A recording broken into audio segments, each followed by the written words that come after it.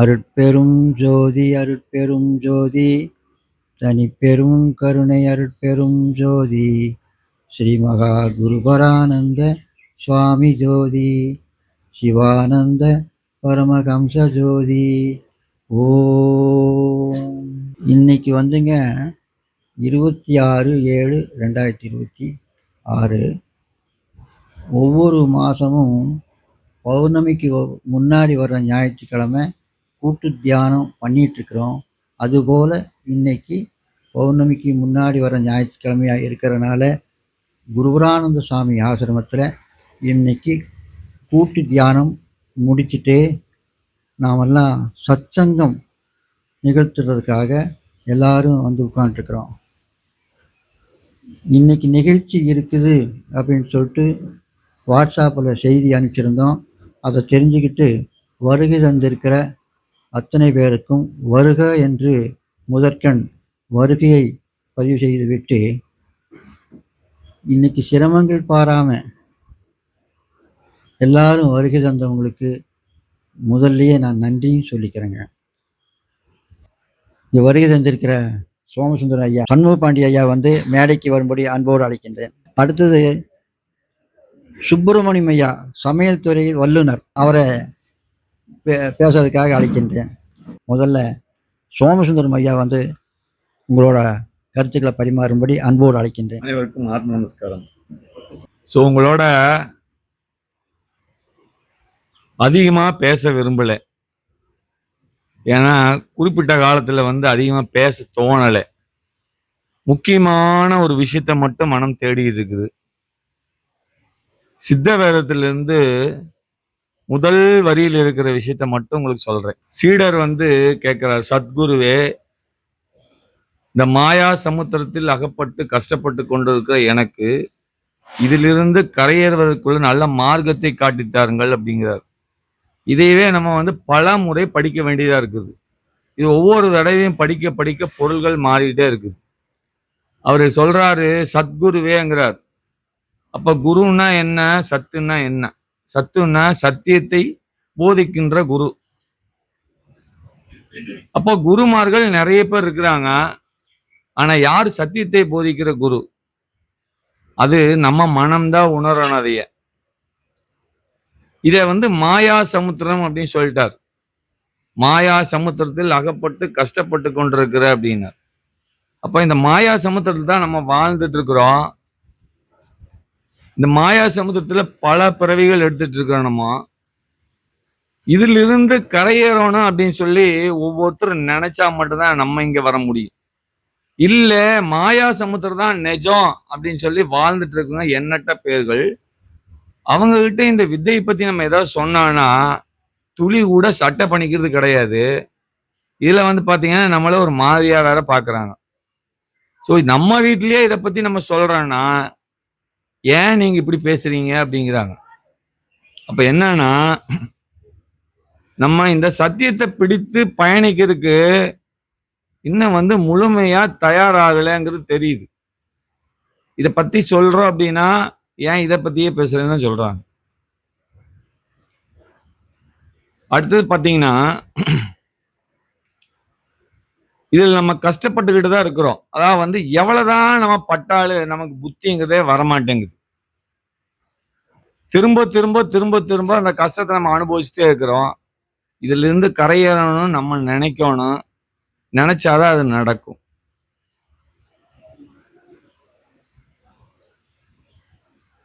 அடுத்தது இன்னொன்னு சொல்றாரு, பக்தி விசுவாசத்துடன் கேட்டுக்கொள்கிறேன்ங்கிறார்.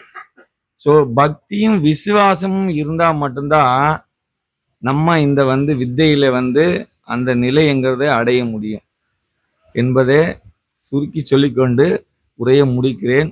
ஆத்ம நமஸ்காரம். சோமசுந்தரம் ஐயா வந்து சுருக்கமாகவும் விளக்கமாகவும் பேசிட்டாருங்க. சித்த வித்தை பயிற்சி எடுங்க.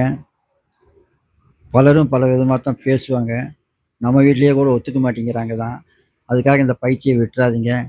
உறுதியாக பயிற்சி எடுத்து முக்தி அடைங்கன்னு சொல்லிட்டாருங்க. அடுத்தது வந்துங்க சுப்பிரமணியம் ஐயா, அவர் வந்து உங்களோட கருத்துக்களை பகிர்ந்துக்குவாருங்க. அனைவருக்கும் ஆத்ம நமஸ்காரம். ஐயா சுருக்கமா பேச சொல்லிட்டாரு. அதாவதுங்கய்யா, நாம ஒவ்வொரு நாளும் சந்திக்கக்கூடிய நபர்கள் யாராக இருந்தாலும், அவங்க கிட்ட ஒரே ஒரு கேள்வி. இந்த கேள்விய கேட்கறதுக்கு முன்னாடி ஒரு சின்ன கதைய சொல்லிர்றேன். ட்ரெயின்ல பயணம் பண்ணிக்கிட்டு இருக்கோம்.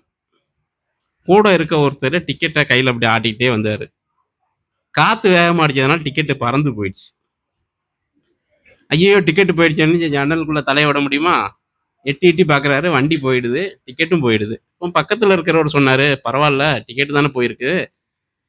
சப்போஸ் டிடிஆர் வந்தாருன்னா, அது டிக்கெட் எடுத்துக்கலாம். அதுக்கு நான் கூட பணம் தர்றேன். உன்ட்ட இல்லன்னா நான் கூட தர்றேன்." "இல்ல அதுக்கு இல்லைங்கய்யா. எனக்கு அத பத்திலாம் ஒண்ணும் பிரச்சனை இல்ல. சரி நீங்க எங்க போகணும்? இந்த டிக்கெட்ட பார்த்தா தான் தெரியும்யா நான் எங்க போணும்னு." இப்படித்தான் இன்னைக்கு சூழ்நிலை இருக்கு. நாம எங்க போறோம்? எதுக்காக வாழ்ந்துகிட்டு இருக்கோம்? நம்மளுடைய அடுத்த நடவடிக்கை என்ன? இன்றைய பொழுதுல நம்ம என்னென்ன பண்ண போறோம்னு யாருமே எதுவுமே நம்ம ஒரு குறிக்கோளோட தான் இல்லாம இருந்துகிட்டு இருக்கோம். அதுக்கு நாம ஒரு சில விஷயங்கள ஒரு 3 விஷயத்த நாம நம்ம கண்ட்ரோல்ல வச்சுக்கணும். அந்த 3 விஷயத்த நம்ம கண்ட்ரோல்ல வச்சுக்கிட்டோம்னா, நம்ம வாழ்க்கை நல்லா இருக்கும். அது 3 விஷயம் என்னன்னா 3 டி. முதல் டி டங்கு. நம்ம நாக்கு இருக்கு இல்லையா? அந்த நாக்க நம்ம கண்ட்ரோல்ல வச்சுக்கணும். இல்லன்னா, அதோட கண்ட்ரோல்ல நம்ம போயிருவோம். அதோட கண்ட்ரோல் என்ன? ரோட்ட கிராஸ் பண்ணும்போது கப கபன்னு வர வாடை உள்ள வருது. சாப்பிடணும்னு தோணுது. அப்போ அத சாப்பிடும்போது நம்ம உடம்பு கெட்டு போகுது. 2வது நமக்கு நாக்கு இருக்குன்னு சொல்லி நம்ம கண்டதையும் பேசினோம்னா, அது என்ன ஆகும்? தர்ம அடி கூட குடுக்கறதுக்கு உண்டான சூழ்நிலைய நமக்கு உருவாக்கி தருது. ஆக நாக்க நம்ம என்ன பண்ணிக்கணும்? நம்ம கண்ட்ரோல்ல வச்சுக்கணும். 2வது அடுத்த டி டைம். நேரம். எல்லாத்துக்கும் 24 மணி நேரம் தான். நேரம் நிற்பதில்லை. அது பணிஞ்சும் போறதில்ல.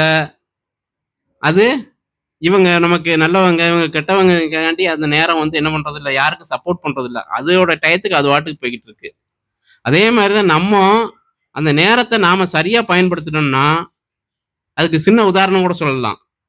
அடுத்தவங்க ஒரு இடத்துக்கு வேலைக்கு போறோம் அப்டின்னா, அந்த டயத்த நம்ம யூஸ் பண்ணோம்னு வைங்களேன், நமக்கான டயத்த நம்ம யூஸ் பண்ணா அவங்களுக்காக நாம வொர்க் பண்ணக்கூடிய சூழ்நிலை உருவாகும். ஸோ அதனால நேரத்த நம்ம பயன்படுத்தணும். அடுத்தது பார்த்தீங்கன்னா, 3வது தாட்ஸ் எண்ணங்கள். இன்னைக்கு ஒரு நாளைக்கு பார்த்தீங்கன்னா, நமக்கு குறைஞ்சபட்சம் ஒரு 20,000 எண்ணங்கள் ஓடுது. ஆனா, அதுல நிலைச்சு நிக்கக்கூடியது ஒரு 3, 4 எண்ணங்கள் பார்த்தீங்கன்னா, மீண்டும், மீண்டும், மீண்டும் வரும். ஸோ அந்த எண்ணத்த நாம கண்ட்ரோல்ல வச்சுக்கணும். இந்த எண்ணம் இது சரிப்படுமா? சரிப்படாதா? அப்படின்னு நாம நினைச்சுட்டே இருந்தோம்னா, நமக்கு சரியாக நம்ம வாழ்க்கைய கொண்டு போயிரலாம். அடுத்தாப்புல ஒரு டீ இருக்கு. அத கண்டிப்பா அந்த கடவுளாலேயே கண்ட்ரோல்ல வைக்க முடியாத டீ. கணவனாக நான் இருந்தோம்னா, எனக்குன்னு ஒரு டீ இருக்கு பொண்டாட்டி. அத ஒண்ணும் பண்ண முடியாது. சரிங்களா? அத ஜோக்காக சொல்றேன். ஆக இந்த 3 டீய மட்டும் நாம வச்சுக்கிட்டோம்னா, நம்ம வாழ்க்கை நல்லா இருக்கும். உலக மக்கள் இருக்கக்கூடியவங்களுக்கு இன்னைக்கு பார்த்தீங்கன்னா 0.01% தான் சித்தவத்தை பத்தி தெரிஞ்சிருக்குது. ஸோ அதுல நாமெல்லாம் இருக்கோம்னா, உண்மையிலேயே போன ஜென்மத்துல இல்ல, எத்தனையோ ஜென்மத்துல நம்ம பல புண்ணியம் பண்ணியிருக்கணும். அதனால தான் அந்த வாய்ப்பு நமக்கு கிடைச்சிருக்குது. அத பயன்படுத்திக்குவோம். ஆத்ம நமஸ்காரம். சிறு உரையாற்றுவாங்க. பொன்னாகி மணியாகி போகமாகி புறமாகி அகமாகி புனிதமாகி மண்ணாகி மலையாகி கடலுமாகி மதியாகி ரவியாகி மற்றுமாகி முன்னாகி பின்னாகி நடுவுமாகி நாதமுற முழங்கியெங்கும் இயன்கருணை பொழிமுகிலாய் விளங்கும் தேவை என்று எல்லாம் இல்லை இறைவனை வேண்டி குருபானந்த சாமிகளுடைய சித்தவித்தை தபாபவனத்துக்கு வருகை தந்திருக்கின்ற ஆத்ம சகோதர சகோதரிகள், பெரியோர்கள், சான்றோர்கள், இந்த ஆசிரமத்தை திறம்பட நடத்தி கொண்டிருக்கின்ற ஐயா பாலன் அவர்களுக்கும் எனது நன்றி கலந்த வணக்கத்தை தெரிவித்து ஆத்ம வணக்கத்தை தெரிவித்துக் கொள்கிறேன். இந்த உடல் உபதேசம் பெற்றுவிட்டால் அது அழியாது. எத்தனை மண்ணூழி காலம் மட்டும் மரளிகையில் அகப்படாமல் வாழ்வர்தாமேன்னு அகஸ்தியர் சொல்றாரு. இந்த உடல் சமாதியான உடல்கள் புதைக்கப்பட்ட இடங்கள்ல நிறைய பேரை தோண்டி பார்க்குறாங்க. தோண்டக்கூடிய சூழ்நிலைகள்லாம் வந்திருக்குது. வள்ளியூர்ல ஒரு கோயிலுடைய வளாகத்துல 375 ஆண்டுகளுக்கு முன்னாடி ஒருத்தர் சமாதியாகி அங்க புதைச்சிருந்தாங்க. அந்த இடம் கட்டுமான பணிகளுக்காக தோண்டுதாங்க. உள்ள பார்த்தா குழிக்குள்ள இருந்துட்டு ஒருத்தர் கடப்பாறை ஆழமா போட்டுறாதப்பா உள்ள உட்காந்துருக்கேன் அப்படிங்க. பார்த்தா அவன் இடிச்சிட்டான் ஒரு இடத்துல, எலும்புல இடிச்சு பிறகு கடைசியில் அந்த அவரெல்லாம் வெளியே தூக்குனா 375 ஆண்டுகளுக்கு முன்னாடி உள்ள போனவர். அப்படி அதை நீங்க டிவில எல்லாம் பார்த்துருப்பீங்க. அந்த மாதிரி அவர் உட்கார்ந்துருக்காரு. அப்ப சமாதியானவர்கள் சமாதி வைக்கப்பட்டா நமக்கு அதுலயே நிறைய பேருக்கு நம்பிக்கை இல்லை. நான் எங்க போய் சும்மா ஏதோ செத்த பாடியை தூக்கி குளிக்கல வச்சுட்டு சமாதிங்கிறாங்க. அப்படி கிடையாது. சித்த வித்தை பயிற்சி பெற்றவர்கள் உபதேசம் பெற்று அவன் எந்த நோய்க்கு இடர்பட்டாலும் அல்லது எந்த ஒரு விபத்திலே சிக்கினால் கூட உடல் நசுங்கிடும். ஆனால் கபாலத்தில் அந்த புருவ மத்தியத்தில் அந்த ஜீவன் மேலே ஏறிடுச்சுன்னா அது சமாதி தான். அப்போ அந்த உடலை வந்து நம்ம ஆக்சிடென்ட் ஆனாலும் அது முறைப்படி சமாதி தான் வைக்கணும். நல்ல நிலைமையில் இருந்தாலும் சில பேர் சொல்லிட்டே சமாதி ஆவாங்க. சில பேர் இயல்பாகவே அவங்க வாட்டில் படுத்த மாதிரி சமாதி ஆயிடுவாங்க. சில பேர் மருத்துவமனையில் அட்மிட் ஆகி சமாதி ஆவாங்க. அது ஊழை பொறுத்து இந்த உடல் வந்து அது எப்படி வேணாலும் அது மரணத்தை அடையும். அப்படி மரணத்தை அடைந்தாலும் அது சமாதி தான். அப்படி சமாதி உங்களுக்கு பக்கத்தில் சந்தேகம் வேணும்னா வாழத்தோட்டத்து ஐயன் கோயில் உங்களுக்கு எல்லாம் தெரியும். சின்னைய கவுண்டர் தப பயிற்சி, நல்ல வைத்தியம், நல்ல விவசாயம். கடைசியில் அவரை காளமாடு அவர் வச்சிருந்த காளமாடு முட்டித்தான் உடல் சரிஞ்சு அப்படியே மரணம் அடைகிறார். இன்னைக்கு பாருங்க அது எவ்வளவு பெரிய ஆலயமா இருக்குது. அவருடைய உடல் புதைக்கப்படுகிறது.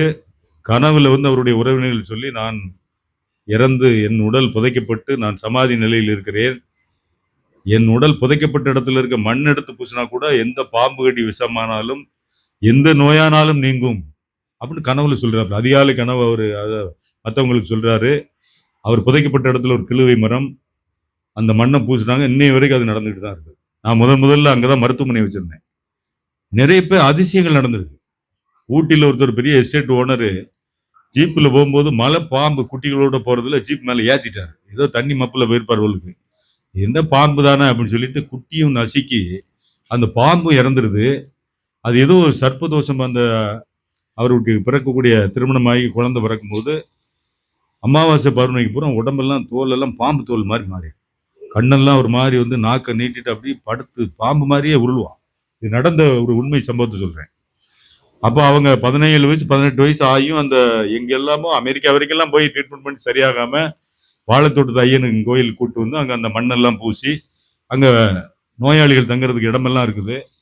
அங்கே வச்சு அந்த கோயிலுடைய ஈவை வந்து என்கிட்ட சொல்றாரு, ஐயா நீங்கள் வந்து ஏதாவது மருந்து இருந்து கொடுங்க, பாவமாக இருக்குங்க, கொண்டாந்து விட்டுட்டு போயிட்டாங்க. இந்த கோயில் பிரசாதத்தை சாப்பிடதான் இங்கே இருக்க மண்ணை பூசுறான், அவனுக்கு ஏதாவது இடையில கொஞ்சம் மருந்துகள் கொடுங்க அப்படின்னு உடனே மருந்து கொடுக்குறோம். ஒரு 40 நாள் 18 வருஷமா அவன்கிட்ட இருந்த அந்த தோல்வியாதி கம்ப்ளீட்டா சரியாகி போச்சு, அந்த ஐயனுடைய அருள். ஆனா அவங்க என்ன நினைக்கிறாங்கன்னா நான் கொடுத்த மருந்தெல்லாம் சரியாயிடுச்சுன்னு சொல்லி ஊட்டியிலிருந்து வந்து பார்த்தா பெரிய கோடீஸ்வரங்க, பெரிய எஸ்டேட் ஓனர், பெரிய அளவில் இதெல்லாம் பிரசாதங்கள் கொடுத்து வாரங்களுக்கெல்லாம் 1 கிலோ ஸ்வீட் பாக்ஸில் கொடுத்து, அப்புறம் எனக்கும் உங்களுடைய மருந்தில் தான் சரியாச்சுன்னு சொன்னாங்க. நான் சொன்னேன், என்னுடைய மருந்தில் வந்து நான் ஏதோ கொடுத்தேன், ஐயனுடைய அருள். ஒரு சமாதி நிலையில ஜீவ சமாதியில் இருக்கக்கூடிய எந்த ஒரு சமாதியும் உயிரோட்டமா இருந்துச்சுன்னா அந்த இடத்துல போய் வேண்டுதல் வச்சாலும் எல்லாமே சரியாயிடும். எல்லாம் செயல்கூடும் என் ஆணை அம்பலத்தை எல்லாம் தானே ஏத்து. இங்க வாரம் அப்படின்னா அந்த சமாதிக்கு வாரம்னா இதுல வாரவங்களுக்கு கொடுத்து வச்சிருக்கோம். எத்தனை பேர் கோயம்புத்தூர்ல உபதேசம் பண்ணிருக்காங்க? 2000-3000 பேருக்கு மேல இருக்காங்க. ஆனா யாருன்னே தெரியாது. அதனால நான் சொல்றேன், உபதேசம் பெற்றவர்கள் ஒரு டைரி வச்சுக்கணும். நான் இந்த இடத்துல நாட்டை உபதேசம் பெற்றேன், அவருடைய செல் நம்பர் ஐயா பாலன், குளத்தூர் ஆசிரமத்தினுடைய நிர்வாகி, அவருடைய செல் நம்பர், என்னுடைய நண்பர்கள் அவங்க பேர் செல் நம்பர். நான் வந்து மரண தருவாயில் நான் சமாதி நிலை எப்போ வேணாலும் சொல்லிட்டா, சில பேர் சமாதி நிலை நம்ம சித்திராவா இருக்கிறோம், திடீர்னு கல் தட்டி பொத்துன்னு விழுந்து ஆள் குப்பர் விழுந்தாம்னா மண்டையை போட்டுருவான். தூங்கும்போது வாங்குகின்ற மூச்சு அது சுழி மாதிரி போனாலும் போச்சு, எப்போ வேணாலும் எப்போ என்ன வேணாலும் நடக்கலாம். வண்டியில போவான், திடீர்னு ஒருத்தன் கொண்டாந்து அவன் தண்ணி மப்பில் வந்து நம்ம வண்டியில விட்டுருவான். எப்போ வேணாலும் மரணம். நம்ம டிக்கெட் எடுத்து வச்சிருக்கிற மாதிரி நம்ம நினைச்சுக்கணும். அப்பொழுது ஏற்பட்டால் கூட நம்மை புதைப்பதற்கு, நம்முடைய இந்த உடல் வந்து புதைப்பதற்கு ஒரு இடத்தை நம்ம தேர்வு செய்யணும். ஐயா சொன்ன மாதிரி வெள்ளலூர் சித்தவித்தை தவாலயம்னா அங்க வந்து ஒரு அட்டன்ஸ் போடணும். இப்ப நான் வந்து எல்லா இடத்துக்கும் போறேன், நான் எல்லாருக்கும் தெரியும், ஆனா பேர் தெரியுமா?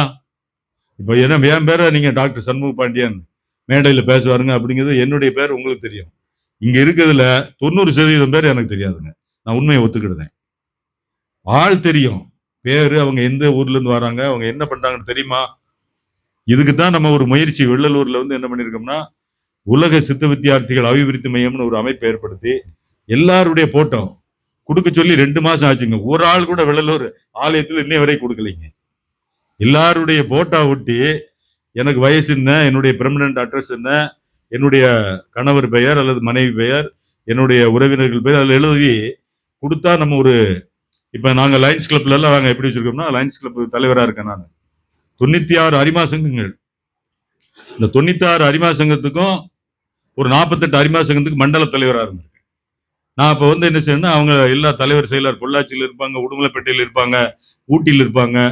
அப்போ எல்லாருக்குமே டைரக்டரி, ஒவ்வொருத்தருடைய போட்டோ, அவங்களுடைய டெஸ்டினேஷன், அவங்க என்ன படிப்பு, அவங்க பிளட் குரூப் என்ன, அவங்களுடைய தொழில் என்ன, எல்லாமே அதில் இருக்கும். அப்போ நம்ம அதுக்கு அது மாதிரி ஒரு இதை வந்து நம்ம உருவாக்கணும். அந்த நிர்வாகத்தில் இருக்கவங்க அதை பார்ப்பாங்க. அண்ணன் மீசா வச்சிருப்பாரு, ஓ இவர் தானே அவரு, அந்த மாதிரி கொடுத்து நம்ம ஒரு 200 300 பேர் நம்ம இதை அமைப்பை உருவாக்கும் போது, அந்த ஒன்று சொல்றேன், ஒரு அமைப்புல ஒரு 100 பேர் இருந்தா போதும். ஒரு சமாதி ஆகிறவங்களுக்கு திடீர்னு கையில காசு இருக்காது. நம்ம சொன்ன மாதிரி வந்து பணம் இல்லைன்னா என்ன பண்றது? அந்த 100 பேரும் வாட்ஸ்அப் குரூப்ல இருந்தாங்கன்னா, ஒரு 60,000 கேட்கறாங்கன்னா எவ்வளவு நான் கொடுக்க வேண்டியிருக்கும்? 600 ரூபா.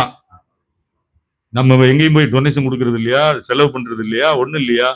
இல்ல 600 ரூபா ஜிபே பண்ணுங்க. இப்ப எல்லாம் தேடி எல்லாம் கொடுக்க வேண்டியது இல்லை. அவங்க இதுல இருந்துகிட்டே டக்கு டக்கு டக்குன்னு வந்து விழுந்துரும் அக்கௌண்ட்ல. 60,000 ரூபா பணம் கட்ட முடியல, கட்டிடலாம். அதுக்கு தான் அந்த ஒரு அமைப்பை வந்து விரைவில் ஏற்படுத்துறதுக்குள்ள முயற்சிகளை பண்ணிட்டு இருக்கோம். அப்படி வரும் பொழுது சமாதியானவர்களுக்கு ஆம்புலன்ஸ் வசதி செஞ்சு அந்த அமைப்பில் இருக்கவங்களும் போய் இப்படி ஒரு தகவல் தொடர்புகளை நம்ம வச்சுக்கணும். அவருக்கு தெரியுங்க, யாராவது சொல்லியிருப்பாங்க அப்படின்னு நம்ம விடக்கூடாது. நம்முடைய கடமை, நம்முடைய நண்பர்கள், நம்ம சொல்லுவோமே, அதனால கூட ஒரு இடம் சொன்னா என்ன போகுது? சொல்லணும், தகவல் பரிமாற்றங்கள் இருக்கணும்.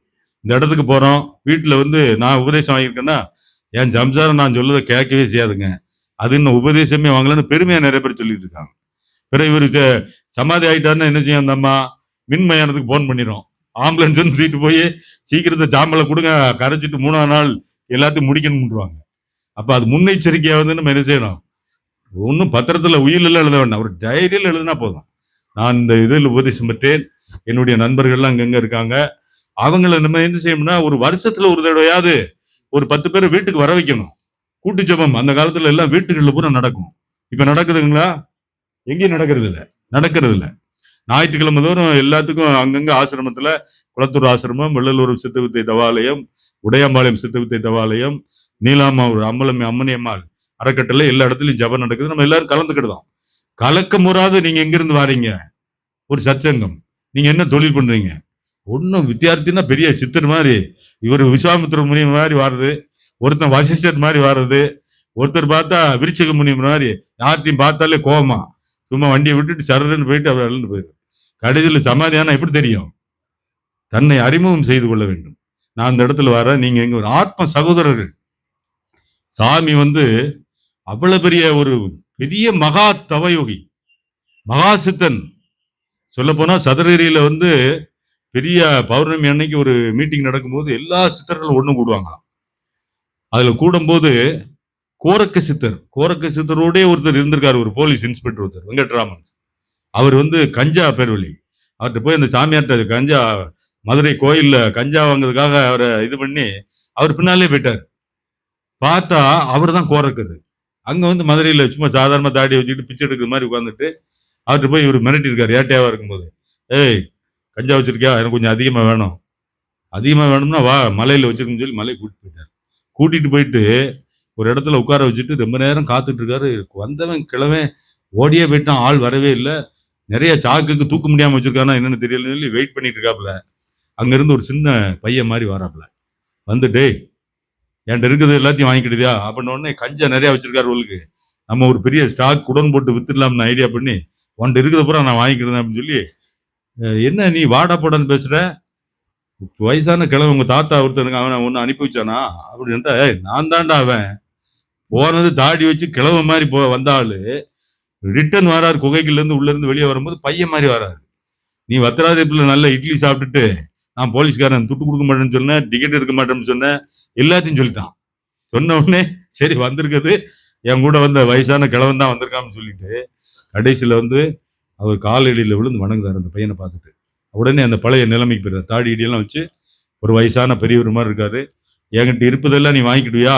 வாங்கிக்கிடுவான் அப்படின்னு சொன்ன உடனே உள்ள கூட்டிட்டு போயிருந்தாங்க கோயிலுக்குள்ள, கோரக்கர் குகை உள்ள கூட்டிட்டு போயிட்டு 3 வருஷம் அவருக்கு எல்லா கிரியா யோகத்திலிருந்து எல்லாத்தையும் சொல்லி கொடுத்து கடைசியில தாத்தா உன்னை விட்டு நான் போக மாட்டேன், என்ன அனுப்பிடாத, நீ போய் டியூட்டில ஜாயின் பண்ணு, 58 வயசு முடிஞ்ச பிறகு என்ன வந்து பாரு. அப்போ அவர் அந்த 3 வருஷம் இருக்காரு பாத்தீங்களா, அந்த நடு ராத்திரியில அந்த யாக்கோப்பு மலைன்னு சொல்லக்கூடிய அந்த சதுரகிரி மலையினுடைய பகுதியில அந்த மீட்டிங் நடக்கும்போது சித்தர்கள் பூரா உட்கார்ந்துருக்காங்க, ஆயிரக்கணக்கான சித்தர்கள். இவரையும் கூட்டிட்டு போறாரு, ஏன்னா அந்த ஏட்டையா அவர் கூட போனாரு, அதுக்கப்புறம் இன்ஸ்பெக்டர் ஆயிட்டாரு. அந்த ஏட்டையா அப்படியே வந்து அவர் சாமி கூட போறாரு. போன உடனே அங்க அந்த மீட்டிங்ல உட்கார்ந்துருக்காரு. எல்லாரும் எழுந்து எழுந்து ஒருத்தர்கிட்ட வந்து கேள்வி கேட்கிறாங்க.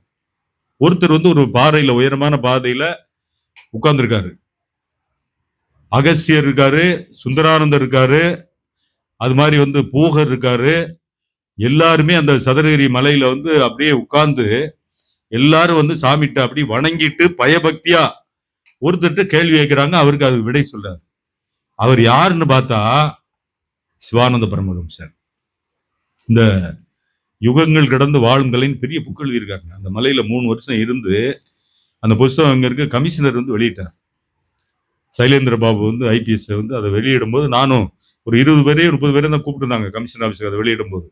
அவ்வளவு பெரிய புக் எழுதியிருக்காருங்க. அவர் வந்து சொன்ன கதை, சிவானந்த பரமஹம்சர் மேல உட்கார்ந்துருக்காரு. அந்த சித்தவேதம் புக்கு நான் கையில வச்சிருந்தேன். 10 நாள் வந்து சதுரகிரி மலையை ஆய்வு பண்ணதுக்காக நாங்க ஒரு 9 பேர் போயிருந்தோம். ஒரு 10-15 நாள் அங்க இருந்து சில ஆராய்ச்சிகள்லாம் பண்ணோம். அப்ப வந்து அந்த புத்தகத்தை வாங்கி பார்த்த உடனே, நம்ம சாமியினுடைய போட்டோவை பார்த்த உடனே, ஐயோ இவருங்களா, இவர் தாங்க எல்லாத்துக்கும் குருநாதரு அப்படிங்காரு. நம்ம சித்தகத்தை பயிற்சி பெறாத ஆள் அவரு. கோரக்கர் சாமி கூட சித்தர் கூட இருந்து 3 வருஷம் கோயிலுக்குள்ள இருந்து அந்த யுகங்கள் கடந்து வாழும் கலைன்னு ஒரு புத்தகத்தை எழுதினவரு. மகான்களும் ரிஷிகளும் ஞானிகளும் சித்தர்களும் வழிபடக்கூடிய பணிவன்போடு கைகூப்பி வந்து வணங்கக்கூடிய அளவுக்கு இருந்த சிவானந்த பரமேஸ்வரர் இந்த போட்டோவில் இருக்காருங்க. இவர்கிட்ட தான் நீங்க உபதேசம் வாங்கியிருக்கீங்களா, இவருடைய உபதேசத்தை தான் நீங்க பெற்றிருக்கீங்களா அப்படின்னு சொல்லி அவர் ஆச்சரியப்பட்டார். அப்புறம் எப்படிப்பட்ட வித்தையை சாமி வந்து நம்ம கொடுத்திருக்காரு. இந்த வித்தை பெற்றவர்கள் கிடைத்திருக்கிறியா மிகப்பெரிய ஒரு அதிசயம். இதை கீழே வைக்காம அபியாசம் பண்ணிக்கிட்டே இருக்கணும், தவம் பண்ணிக்கிட்டே இருக்கணும். இதுதான் சூட்சுமம். மூச்சு வந்து மேல போயிருச்சுன்னா சிவம், அது வெளியே போயிருச்சுன்னா அது சவம். மேலும் கீழும் நடத்தக்கூடிய பயிற்சியே சூட்சுமமா இருந்தத, அறிஞ்சூர் பொருளா இருந்தத சாமி கையில் எடுத்து நம்ம கொடுத்திருக்காரு. இந்த ஆயுதத்தை கீழே வைக்காம நம்ம வந்து அபியாசம் பண்ணிக்கிட்டே இருந்தோம்னா நமக்கு வந்து சமாதி நிலை கிடைக்கும். சப்போஸ் வந்து நம்ம பண்ணல, அந்த மரண தருவாயில நோய்வாய்ப்பட்டு படுத்து கிடக்கும் போதாவது அந்த நினைவுல 2 கதியை மேல எடுத்து விட்டோம்னா சப்புன்னு மேல போயிடும். அதனாலதான் விழிப்போடு விழித்திரு, தனித்திரு, பசித்திரு. நம்ம வந்து விழிப்பா இருக்கணும். எந்த நேரத்துல எப்ப வருவான்னு யாருக்கும் தெரியாது. நான் இப்ப பேசிட்டு இருக்கேன், இந்த நேரத்துல கூட வண்டியில போய்கிட்டு இருக்கும்போது கூட ஒருத்தர் பஸ்ல போய்கிட்டு இருக்கும்போது ஒருத்தர் சமாதி ஆயிட்டார்.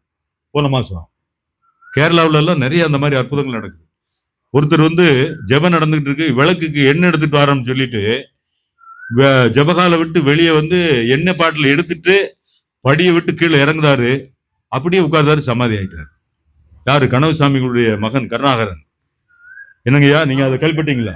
இதெல்லாம் உண்மையா? எப்போ எது நடக்குமோ எப்ப வேணாலும் நடக்கும். நம்ம எல்லாம் அதுக்கு தயாரா இருக்கணும். மரணத்தை பற்றி பயப்படக்கூடாதுன்னா சாமி இந்த வித்தையை கொடுத்திருக்காங்க. மறிக்க பழகிக்கோ, மறிக்கணும் என்ன, இறந்து பழகிக்கோ, செத்து பழகிக்கோ அப்படிங்கிறாரு. செத்து பழகிக்கோன்னா அப்படி நிச்சயில ஆனந்தமா ஒண்ணுமே இல்லாம உட்கார்ந்துருக்க நிலை, அப்படி நிலை வந்து நமக்கு கிடைக்கணும். அதுக்கு தான் நம்ம வந்து இந்த பயிற்சியை பண்ணுதோம். எல்லாரும் வந்து மனசை அடக்கிறதுக்குள்ள பயிற்சியை சொன்னாங்க. மனசை அடக்க முடியுமா? நம்ம போய் தியானத்துல வந்த பின்னாடி தான் இன்ஜினியர் பணம் கொடுக்க ஒருத்தர் பைனான்ஸ் பணம் வாங்கினா இன்னைக்கு வரணும்னு சொன்னா ஞாயிற்றுக்கிழமை இன்னைக்கு பார்த்து உட்காந்துருக்கோமே டக்குன்னு ஞாபகம் வரும். இல்லைன்னா நம்ம வந்து இங்கே இன்னைக்கு இப்போ ஜனநாயகன் பட்டம் போட்டிருக்குது, டிக்கெட் ஃப்ரெண்டு கூப்பிட்டா இங்க வந்து மாட்டிட்டோம் குளத்தூர்ல. சிந்தனை அப்படியே மனமது செம்மையானால் மந்திரம் ஜபிக்க வேண்டாம், மனமது செம்மையானால் வாயுவை உயர்த்த வேண்டாம், மனமது செம்மையானால் வாயுவை நிறுத்த வேண்டாம், மனமது செம்மையானால் மந்திரம் செம்மையாமே. அப்ப இந்த மனசு வந்து அலை பாஞ்சு அது வாட்டில் இழுத்து போய்கிட்டே இருக்கும். ஏதாவது பிரச்சனைகள் நமக்கு வரும். அப்ப மனதை செம்மைப்படுத்துவதற்கு நிறைய முறைகள், ஏயமம், நியமம், ஆசனம், பிராணாயாமம், பிரத்யாகாரம், தாரணை, தியானம், சமாதி, அஷ்டாங்க யோகத்தினுடைய 8 நிலைகளையும் அவன் அனுபவிச்சாதான் அந்த நிலையை அடைய முடியும். சாமி சொன்னாரு, நீ மனதை கட்டுப்படுத்த வேண்டாம், உன்னுடைய ஜீவனை கட்டுப்படுத்து. உன்னுடைய ஜீவன் பஞ்ச இந்திரியங்கள் வழியாக நாசமாகி கொண்டு இருக்கிறது. அதை கட்டுப்படுத்து. அது பார்த்தல், கேட்டல், அறிதல். இந்த வெளி உலகத்திலிருந்து உள்ளவா, அமைதியா உட்காரு, உள்ளுக்குள்ள அந்த பயிற்சியை ஓட்டு. மேலும் கீழும் அந்த சுவாசத்தை ஓட்டும் பொழுது அந்த மனசு அப்படியே ஒடுங்கிடும். அதுதான் அந்த நிஷ்டை. நிஷ்டையும் கைகூடும் நிமலனருள் கந்த சக்தி கவசத்தை பாடினா பாட்டு வருதா இல்லைங்களா? அந்த இது நம்ம பயிற்சியை ஒரு 1/2 மணி நேரம் பண்ணாலே அப்படியே அந்த பயிற்சி அப்படியே மேலும் கீழும் பண்ணும்போது அந்த ஜீவன் லயமாகும் பொழுது மனசு ஒடுங்கி விடும். ஆகவேதான் அவனவன் மனமே குருன்னு சாமி சொன்னார். அதுவும் அடங்கிய மனமே குரு. நீங்க சித்தாசிரமத்துக்கு போனீங்கன்னா அதை எழுதி போட்டிருப்பாங்க, அடங்கிய மனமே குரு. அப்படிப்பட்ட வித்தையை நம்முடைய ஞானபிதா நமக்கு அருளி இருக்கிறார். அந்த வித்தையை கையில ஒருத்தன் தற்கொலை பண்ணணும்னு சொல்லிட்டு கடல்ல அவரு உள்ள நீந்தி போய் ஒரு ஆழமான பகுதியில் குதிச்சிட வேண்டியதான். ஓரத்துல குதிச்சோம்னா ஆளை வெளியே தூக்கி போட்டு நம்ம பெண்டாட்டி மறுபடியும் அவ கூட சீரழிய முடியாது. ஒரே சண்டையா இருக்குது, எப்ப பார்த்தாலும் சண்டை போட்டுக்கிட்டே இருக்கிறா, இவட்ட இருந்து தப்பிச்சிட வேண்டியதான்னு சொல்லிட்டு தற்கொலை பண்ணிடணும்னு சொல்லி கடல்ல போய் நீந்தி போய் ஒரு பாறையில ஆழமான இடத்துல குதிச்சிட வேண்டியது. மேல போய் உட்கார்ந்த உடனே 2 பிள்ளைகள் இருக்கு, நம்ம விட்டுட்டு குதிச்சிட்டோம்னா என்ன ஆகுமோ ஏதாகுமோ, இவா என்ன வேலைக்கு போவா, பிள்ளைகள் எப்படி படிக்கும், இந்த சிந்தனை வருது. சிந்தனை வந்த உடனே அங்க ஒரு கல் குமிஞ்சிருக்கு, அந்த கல் எடுத்து தண்ணிக்குள்ள போட்டுக்கிட்டே இருக்கான், டொக்கு டொக்குன்னு போட்டுக்கிட்டே இருக்கிறான். கடைசியில பார்த்தா பலாபலன்னு விடியுது. அந்த கூழாங்கல்கள் கிடந்த கூழாங்கல்ல 90% கல்ல உள்ள போட்டான். கிடக்கிற கல்லு பார்த்தா அப்படி மினுங்குது, தக்க தக்கன்னு மினுங்குது. பூரா மாணிக்க கற்கள், நவரத்தின கற்கள் அங்கே குவிக்கப்பட்டிருக்கு. அதைத்தான் அந்த தண்ணிக்குள்ள தூக்கி போட்டிருக்கான். அந்த கல்லை பார்த்த உடனே இவ்வளவு கல்லையும் போட்டமே அப்படின்னு மடி நிறைய துண்டை வச்சு கெட்டிட்டு, நீ யோசனை பண்ணி பாருங்க, அந்த கல்லை மறுபடியும் கடலுக்குள்ள தூக்கி போடுவானா? அந்த கல்லை எடுத்துட்டு அப்படியே நீ தற்கொலை பண்ணக்கூடாதுன்னு வெளியே வந்துட்டான். அது மாதிரி நம்முடைய ஜீவன் விரயமாய்கிட்டே இருக்குது. அது விரயமாகாமல் இருக்கக்கூடிய சூட்சுமத்தை நம்ம சாமி சொல்லி கொடுத்துட்டார். அப்ப இதை கையில வச்சிருந்தோம்னா மீதி இருக்க அந்த ஜீவனை விரயமாக்குவோமா? அப்போ அப்படி அந்த மாணிக்க கற்களை உள்ளே போடாமல் எப்படி தப்பிச்சு வந்தாலும் அது மாதிரி நம்ம இந்த வித்தையை கையில வச்சு இது அபியாசம் செய்து கொண்டே இருந்தால் நிச்சயமாக நமக்கு மரணம் வருவதில்லை, நமக்கு சமாதி நிலை கிடைக்கும். அந்த சமாதி நிலை கிடைத்த எங்கெங்க சமாதி இருக்குங்கிறத முதல்ல தெரிஞ்சுக்கணும். பன்னிமடைனா அங்க பன்னிமடைக்கு என்ன, யார் இருக்கு, யார் நிர்வாகி, அங்க சமாதி வைக்கிறதுக்கு நம்ம என்னென்ன செய்யலாம், அதுக்குள்ள முறைகள் என்ன, அதுக்கு நம்ம ஒரு பிக்ஸட் டெபாசிட் மாதிரி போட்டு வச்சிடணும். இப்பவுமே நிலையற்ற வீடுக்கு நம்ம அட்வான்ஸ் கொடுத்து வாடகை கொடுத்துக்கிட்டு இருக்கோம், வீடு கட்டிக்கிட்டு இருக்கோம், சிமெண்ட் இதெல்லாம் வச்சு கோடிக்கணக்கில் லட்சக்கணக்கில் கட்டுதமா இல்லையா? இது அழியாத உடல். இந்த உடல் உடம்பால் அழியர், உயிரால் அழிவர், திடம்பட மெய்ஞானம் சேரவும் மாட்டார். உடம்பை வளர்க்கும் உபாயம் அறிந்து உடல் வளர்த்தேன் உயிர். இந்த உடல் இல்லைன்னா உயிர் ஞானம் அடையாது. உடல் தனித்திருந்தால் என்ன பேருங்க அதுக்கு? அண்ணன் உடல் கிடந்துச்சுன்னா என்ன சொல்லுவாங்க? இப்ப நானே இங்க கிடக்குறேன் உயிர் இல்லாம, என்ன சொல்லுவாங்க? பாடி கிடக்குமாங்க. டாக்டர் என்ன சொல்லுவாங்க? இல்ல ஐயாவை தூக்கலாம்னு சொல்லுவாங்க, பாடி கிடக்குதும்பாங்க. பாடி எப்ப எடுக்கிறீங்க? அப்ப உயிரற்ற உடல் பிரேசனம் இல்லை. உடல் தனித்து நின்றாலும் பிரேசனம் இல்லை. உயிர் தனித்து நின்றால் ஏதோ ஒரு ரூமுக்குள்ள ஒரு சவுண்ட் மட்டும் கேட்குது, எனக்கு வடை அப்பளம் பாயசம் எல்லாம் கொண்டு வான்னு ஒரு இலையை போட்டுக்கிட்டு தனியா ஒரு குரல் கேட்டுச்சுன்னா என்ன ஆகும்? ஏதோ ஆவி நடமாட்டம்னு பயந்து ஓடிடுவோம். உண்மையா இல்லைங்களா? அப்ப உயிர் தனித்து நின்றாலோ உடல் தனித்து நின்றாலோ ஒரு பிரேசனமும் கிடையாது. ஆகவேதான் உடம்போடு உத்தமனை காண். இந்த உடம்பு உள்ள ஜீவன் இருக்கும் பொழுதே உத்தமனை காண வேண்டும் என்றால் நமக்குள் இருக்கின்ற சிவனை, ஈஸ்வரனை காண வேண்டும். அந்த ஈஸ்வரன் எப்படி இருக்கு? அது உயிராக இருக்கிறது. நானே வழியும் சத்தியமும் ஜீவனாக இருக்கிறேன். இயேசு கிறிஸ்து சொன்னாரா இல்லைங்களா? இயேசு கிறிஸ்து சொன்னதுதான் அவரை தப்பா போய் சிலுவையில் அடிச்சுட்டாங்க. அவர் சொன்னார், முதல்ல என்னை நோக்கி கர்த்தாவே கர்த்தாவே என்று கத்துகிறவனுக்கு யாதொரு பாக்கியமும் இல்லை, என் பரமபிதாவை நோக்கி எவன் சித்தமாக இருக்கிறானோ அவனுக்கே சகல பாக்கியம் வாய்க்கும்னார். என்னமே எல்லாரும் காலில் விழுந்து கும்பிடுதாங்க, இவர் ஒரு ஞானின்ட்டு. என்னை கும்பிடாதப்பா, எனக்கு மேல ஒரு பிதா இருக்காருங்க. அதே இது ஒரு மலை, ஒலிவா மலையில் போய் தவம் பண்ணுறார். தவம் பண்ணும்போது தவம் பண்ண பண்ண தான் தான் ஈஸ்வரன் அப்படிங்கிறத உணர்வார். இப்ப நம்ம உணரக்கூடிய சக்தி தான் இந்த வித்தை. கோயில் கோயிலா போய் அலையணுமா? நமக்குள்ள இருக்கக்கூடிய ஜீவசக்தியாகிய ஈஸ்வரனை மேலும் கீழும் நடத்தி புருவ மத்தியத்தில் அந்த உற்பத்தி தானமாகிய புருவ மத்தியத்தில் நிலை கொண்டு நிறுத்தினால் அது ஈஸ்வரன் ஆகிறது. சாமி அதான் சொல்றாரு சித்த வித்தையில. இதை உணர்ந்த பின்பு மலையை விட்டு அப்படி இயேசு கிறிஸ்து கீழே வராரு. வரும்போது என்ன சொல்றாரு? முதல்ல சொன்னதுக்கும் மறுபடியும் மாற்றி சொல்றாரு, நானே வழியும் சத்தியமும் ஜீவனுமாக இருக்கிறேன், என்னை பின்பற்றுகிறவன் என் பிதாவை பின்பற்றுகிறான், வாங்கடா உனக்கு நித்திய ஜீவனை தருகிறேன் அப்படின்னு சொல்லி வித்தையை கொடுக்க ஆரம்பிச்சார். அப்ப அங்க உள்ள யூதர்களுக்கு குழப்பமா இருந்தது. பிதாங்கிறவருக்கு இறைவனுக்கு தனியா இருக்கும்னு சொன்னாரு. இப்ப இவரே இறைவன், I am Lord, you are Lord, we are Lords, நானே இறைவனாக இருக்கிறேன், நானே சத்தியமாக இருக்கிறேன், ஜீவனாக இருக்கிறேன், உங்களுள் உயிராக இருக்கிறேன். சாமி சிவானந்தன் சொன்னார், தானும் தன்னால் காணப்படுகிறது யாதொன்றும் தான் தான் அப்படிங்கிறார். தானும் தன்னால் காணப்படுகிறது யாரு ஒன்றும் தான் தான். ஈஸ்வர சைதன்யம் எங்கும் நிறைந்திருக்கிறது. இதைத்தான் நீங்க எல்லாரும் என்ன செய்யணும், நம்முடைய ஞானிகள், ஆழ்வார்கள், நாயன்மார்கள் இதைத்தான் சொன்னாங்க. எங்கும் மனிதர் உனை தேடி இரவும் பகலும் அலைகின்றார், எங்கும் இருப்பது உன்வடிவாம், எனினும் குருடர் காண்பாரோ, எங்கும் எழுவது உன்குரலாம், எனினும் செவிடர் கேட்பாரோ, எங்கும் என்றும் எவ்வுயிரும் எல்லாமான இறைவனே. எல்லாத்திலையும் நீக்கமர நின்றுகின்ற அது இறைவன் தான், ஈஸ்வரன் தான். எப்படி தெரியும்? நம்ம உணர்ந்தா தான் தெரியும். உண்மையா இல்லைங்களா? ராமகிருஷ்ண பரமேஸ்வரர் ஒரு கதை, செவிக்கு உணவு இல்லாத போது சற்று வயிற்றுக்கு ஈயப்படும் உணவு. என்ன சொல்றீங்க? செவியின் சுவையுணரா வாயுணர்வின் மாக்கள் அவியினும் வாழினும் ஏன். செவிக்கு நல்ல செய்தி வரும்போது நீ சாப்பாட்டை நினைக்கனா, நீ எல்லாம் இந்த பூலோகத்துல வாழ்ந்து என்னடா பிரயோஜனம்? நான் சொல்லல, வள்ளுவர் சொல்றாரா இல்லைங்களா? செல்வத்துள் செல்வம் செவி செல்வம், அச்செல்வம் செல்வத்துள் எல்லாம் தலை.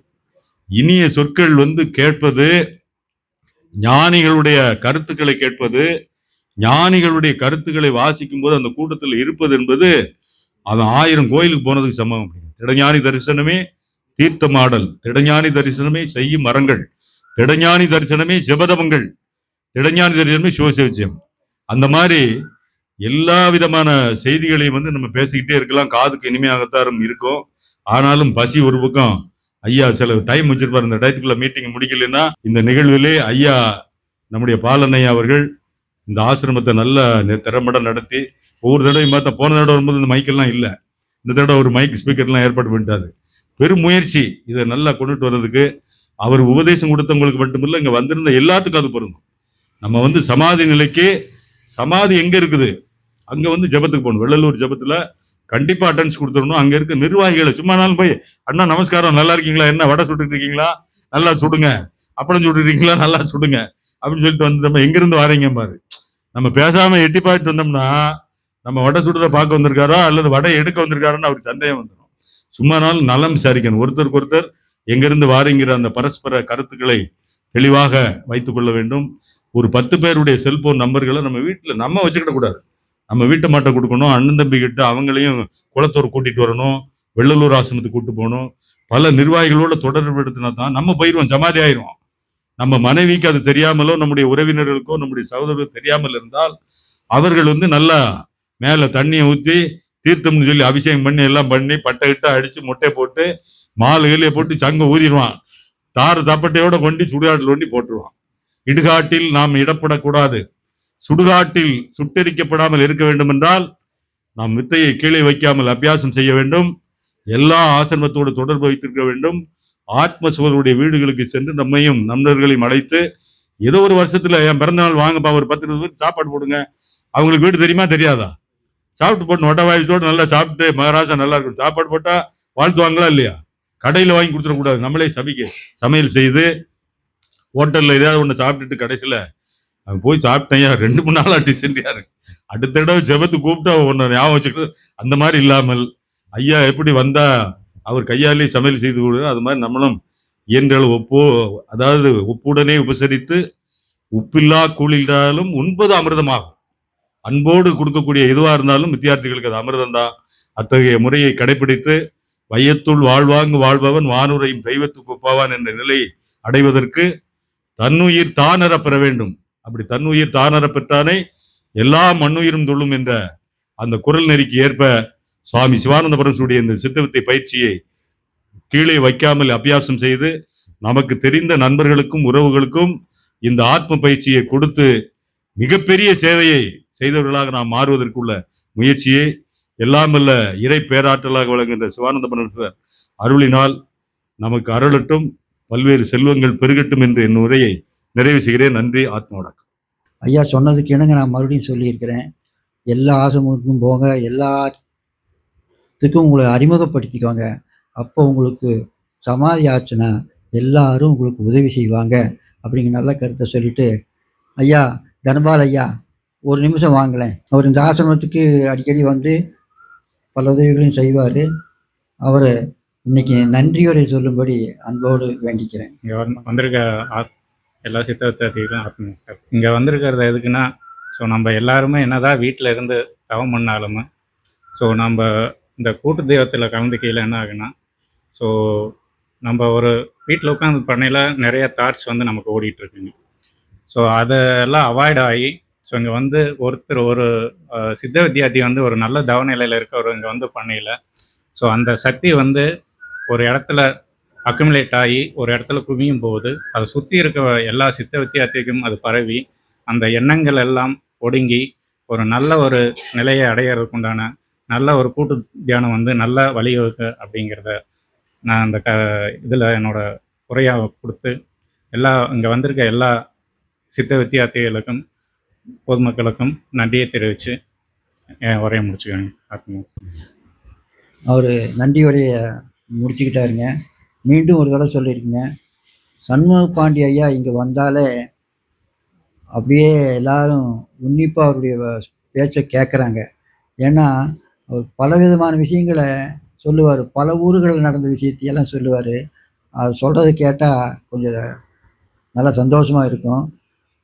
அவர் இன்னைக்கு வந்து இந்த முத்து ஐயா சமாதி ஆனது முன்னிறுத்தி எல்லாரும் எல்லா இடத்துக்கும் போங்க அப்படின்னு நல்ல செய்தி சொன்னதுக்காக அவருக்கு மீண்டும் நன்றி சொல்லிட்டு வருகை தந்திருக்கிற எல்லாத்துக்குமே நன்றி சொல்லிட்டு ஒரு இறைவணக்கத்தோடு நிறைவு செஞ்சுக்கலாங்க.